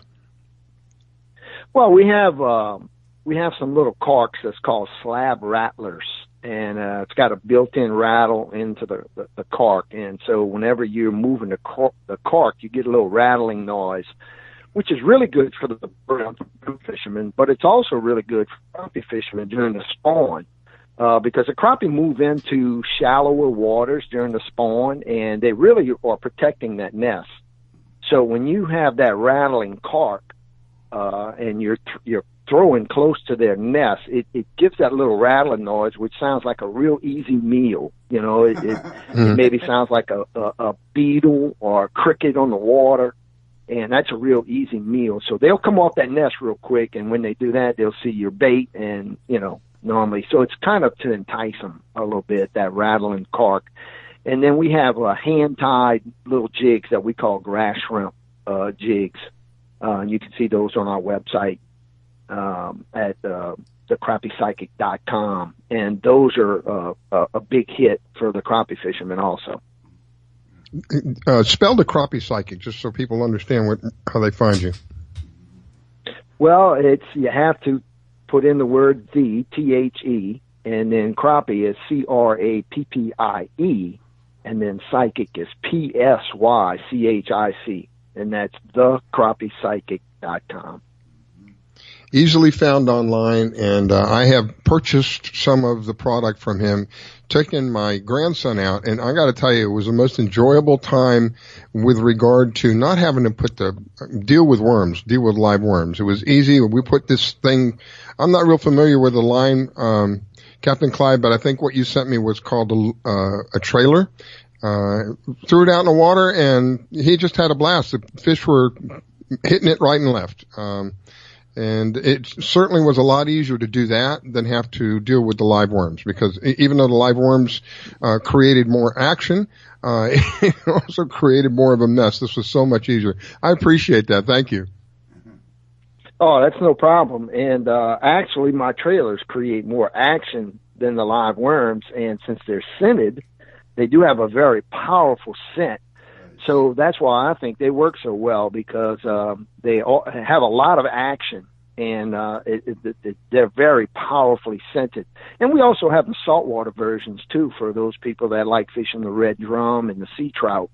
So we're not just a freshwater company. We also have the saltwater ones that people in Florida are really enjoying for the red drum and sea trout. Well, you just got my attention. I knew that was good. Well, they work on snook also, so I have never fished got her snook, again. But they do work on snook. Wow. Well, I'm going to have to get on your site and grab some of those and try them out here. Have to check that out. Oh, yeah, well, they're a big hit with kayak fishermen here in Louisiana, so I think I heard a little bit about you being a kayak fisherman, correct? Yes, sir, I am. And I was in your neck of the woods about 3 weeks ago for the IFA Inshore Fishing Association Championship. We were down in Grand Isles. I love that area. Yes. Oh, it's a huge fisheries here in Louisiana. Grand Isle's awesome, especially on the saltwater side. Oh my goodness. It was shooting fish in a barrel compared to Tampa Bay area. So did you catch some nice red drum when you were there? Yes, sir, I did. I really enjoyed myself, and I got second biggest trout. It was 20.5 inches. Wow. That's awesome. Thank you. All right. Well, we're having such a good time, but we're rapidly running out of time. Captain Clyde, thank you for taking time to call in. You can find him at thecrappiepsychic.com. And he's out of Louisiana. Thank you so much, Captain Clyde. Greatly appreciate it, sir. God bless you, brother. Look, I'd like to give a shout out to my sister-in-law, Donna. It's her birthday today, and I want to wish her a very happy birthday. Sure. Happy birthday, Donna. Yeah. Happy birthday, Donna, wherever you are. Thank you. Thank you, Captain Clyde. God bless. God bless you, too. Talk to you soon, my friend. All right, ladies and gentlemen, about wraps us up for this particular show. We'll be back in a week. If you miss us, we're on at 3 or 4 a.m. Talk to you in a week.